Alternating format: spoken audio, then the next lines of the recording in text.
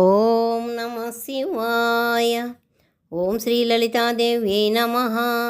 ఓం శ్రీ గురుభ్యో నమ. శివానందలహరి 60వ శ్లోకం.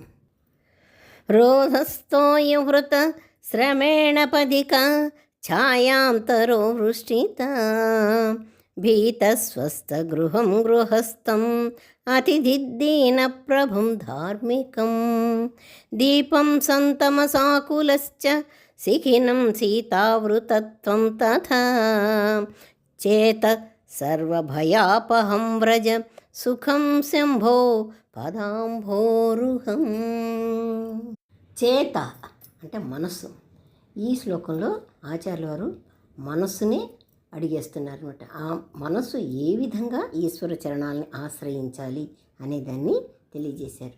మనం మనస్సును కనుక స్థిమితంగా ఉంచుకోకపోతే ఈశ్వర ధ్యానమే కాదు, మనం చేయాల్సిన పనులు కూడా సరిగ్గా చేయలేం.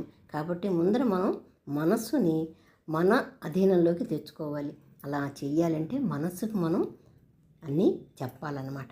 చేత ఓ మనసా, నీవు ఏ విధంగా శివుని పాదాలు ఆశ్రయించాలంటే అని చెప్తున్నారు. రోధతోయవృత అంటే జలప్రవాహంలో కొట్టుకుపోయేవాడు తీరాన్ని కోరుకుంటాడు.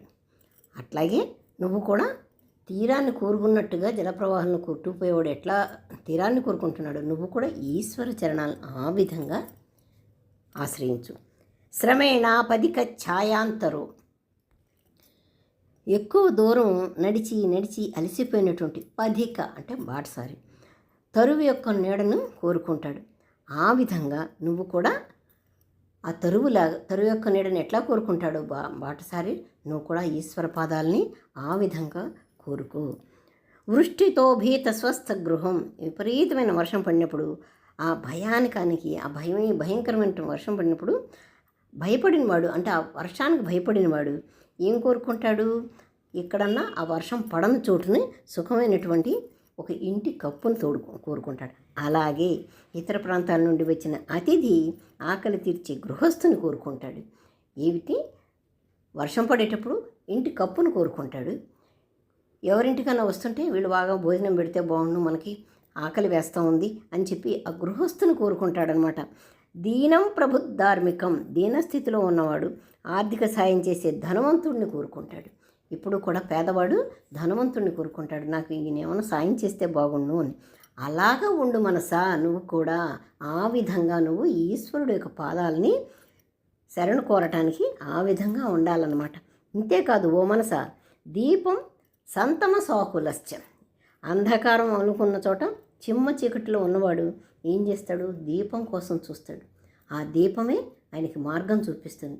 అలాగే నీకు ఈశ్వరుడు మార్గం చూపిస్తాడు. కాబట్టి నువ్వు ఆ దీపం అనేటువంటి ఈశ్వరుడు యొక్క పాదాలని నువ్వు శరణు వేడు అని మనసుకు చెప్తున్నారు. ఇదంతా ఓ మనసా, ఇన్ని చెప్పాను. ఇంకా ఆఖరిగా శిఖినం సీతావృతం అంటే చలి చుట్టుముట్టి వణికేవాడు ఉంటాడు. వాడికి ఏం కావాలి, వేడి కావాలి, అగ్ని కావాలి.